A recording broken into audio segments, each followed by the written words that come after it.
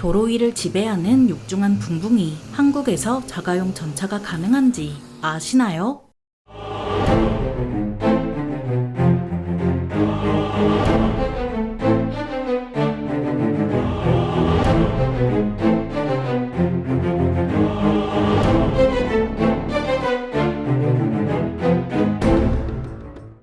안녕하세요. 지식 스토리입니다. 이번에는 그 무엇도 막을 수 없는 도로 위의 무법자, 한국에서 자가용 전차가 가능한지 알아볼 텐데요. 여러모로 유명한 게임인 GTA5에서는 전차로 도심을 질주하는 일탈이 가능하고, 해외에서는 무장을 제거한 전차를 개인이 소유하는 등 크고 아름다운 스케일을 자랑합니다. 한때 영국군의 주력 전차로 활약했던 치프틴 전차는 개량의 개량을 거듭하면서 이전 모델은 퇴역 절차를 밟고 민간에 판매됐습니다. 민간에 판매된 치프틴 전차의 가격은 46,000파운드 스털링, 한화로 6,800만원이라는 웬만한 상용차 가격에 불과한데요. 영국은 전차라 할지라도 무장만 제거하면 자가용으로 허가가 나오는 기행의 나라죠. 그렇다면 우리나라에서는 자가용 전차가 가능할까요? 한국군은 이미 M101 곡사포와 M48 패트는 물론 80년대 무기들도 여전히 놓아주지 않은 만큼 노인학대를 수시로 저지르고 있습니다. 그래도 가장 가까운 시일 내에 퇴역할 전차론 패튼이 있지만 그마저도 전차의 수량이 부족해서 K2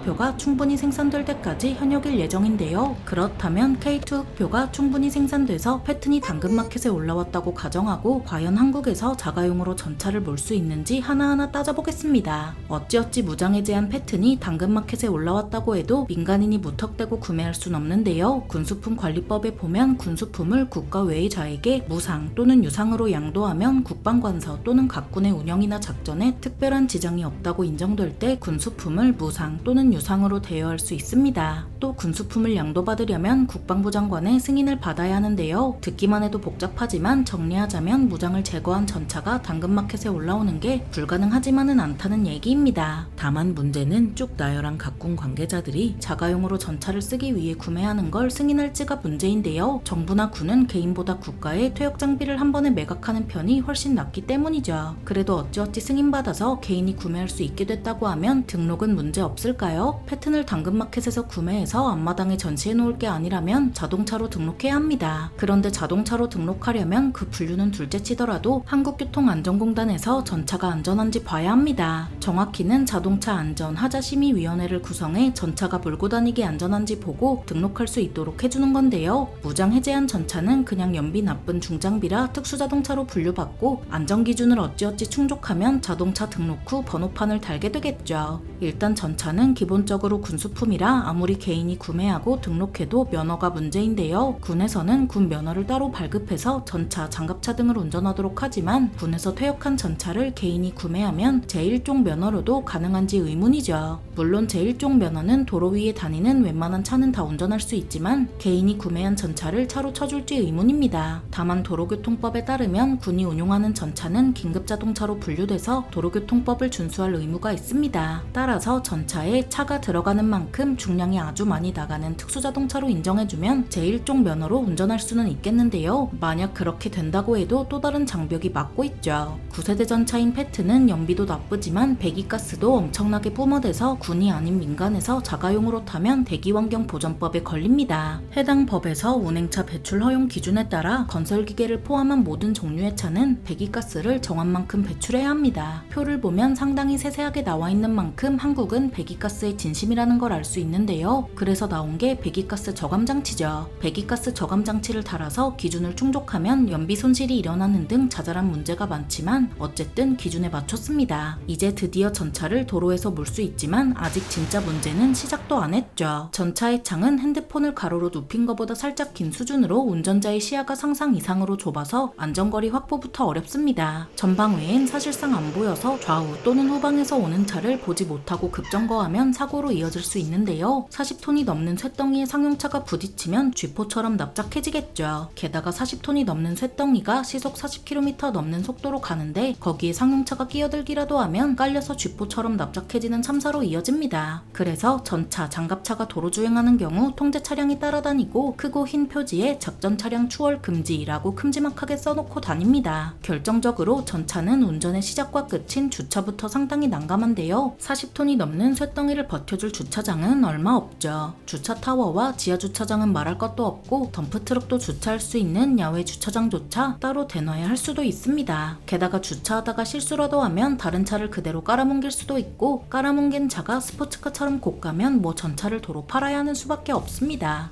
이런 문제 때문에 구형전차는 전차장이 해치를 열고 나와서 주변을 살피는 건데요. 전차장까지 같이 타서 도로교통법까지 준수해도 아직 문제가 남아있죠. 일단 M48의 최대 속도는 시속 48km로 고속도로에서 이 정도로 느리게 달리면 다른 차들의 화를 돋우는 일밖에 안 됩니다. 게다가 연비도 최악이라 4자릿수의 연료를 채워도 항속거리는 463km에 불과하고 승용차가 700에서 800km 정도라는 걸 고려하면 괜히 승용차를 타는 게 아니란 걸 알 수 있습니다. 그리고 요즘 전차들은 해당하지 않지만 옛날 전차들은 궤도가 그냥 쇳덩이라 주행하면서 도로를 갈아엎는 도로공사 뒷목 당기게 만드는 일을 저지르는데요. 그래서 요즘 전차들은 궤도에 고무를 씌워 도로를 갈아엎는 일을 방지하죠. 전차가 자가용으로서 좋은 점은 시비가 붙지 않는다는 점과 보복운전의 면역이라는 점, 그리고 그 무엇도 막을 수 없다는 점입니다. 40톤이 넘는 쇳덩이가 도심을 돌아다니면 군부대에서 대전차 무기라도 가져오지 않는 한 막을 방법이 없습니다. 그렇다면 상용차를 전차처럼 개조하는 건 어떨까요? 자동차 관리법에 따르면 자동차는 구조 및 장치가 안전 운행에 필요한 성능과 기준에 적합하지 아니하면 운행하지 못한다고 합니다. 자세한 내용은 자동차 규칙에 나와 있지만 간단히 말해서 이거 사람 죽거나 죽이겠는데 하면 운전할 생각은 하지도 말라는 겁니다. 반대로 이야기하면 안전운행이 가능하면 장갑차라도 운전할 수 있다는 얘기로 모닝을 예시로 들어보겠는데요. 모닝은 이미 수단에서 테크니컬로 사용되는 만큼 실전성 하나는 보장되어 있죠. 모닝의 공차 중량은 1톤의 5인승으로 성인 3명의 몸무게만큼 장갑을 두르고 외부를 카메라로 볼 수 있도록 개조하면 모닝 장갑차 완성입니다. 게다가 상용차라 정비하거나 수리하기도 쉽고 연료도 쉽게 구할 수 있는데요. 거기에 이왕 개조한 거 엔진이랑 서스펜션도 교체하고 타이어도 벌집 타이어로 교체하면 작고 귀여운 파워 모닝 장갑차가 완성되죠. 이 정도면 도로 위에서 파워 모닝 장갑차를 위협할 수 있는 건 전속력으로 돌진하는 덤프트럭뿐으로 도로 위의 무법자가 누구인지 알려줄 수 있습니다. 이렇게 상용차를 개조하는 것도 낭만 넘치지만 천조국에선 아예 민수용 전차도 판매하는데요. 미 군수업체 호에노에서는 군용 전차인 립소에서 무기를 제거한 민간용 전차 립소 EV2를 출시하기도 했습니다. 립소 EV2는 세계에서 가장 빠른 무한궤도 차량으로 600마력 디젤 엔진을 탑재해 4톤에 가까운 중량에도 불구하고 3초 만에 시속 100km까지 가속할 수 있습니다. 이는 최고급 스포츠카 부럽지 않은 가속력인데요. 게다가 공개된 시승 영상에서는 얼어붙은 호수위를 미끄러지듯 운행하고 다양한 장애물을 통과하는 모습을 통해 조작감과 기동력이 뛰어나다는 걸 어필하고 있죠. 다만 립소 EV2의 가격은 커스텀 모델이 29만 5천 달러, 한화로 대략 4억 원이라는 억소리 나는 가격을 자랑합니다. 이러면 중고 치프틴을 6,800만 원에 구매하거나 그 돈으로 상용차를 개조하는 게 훨씬 이득으로 보입니다. 도로 위를 가로지르는 육상전함, 한국에서 자가용 전차가 가능한지 알아봤는데요. 영상이 유익하셨다면 구독과 좋아요 부탁드립니다.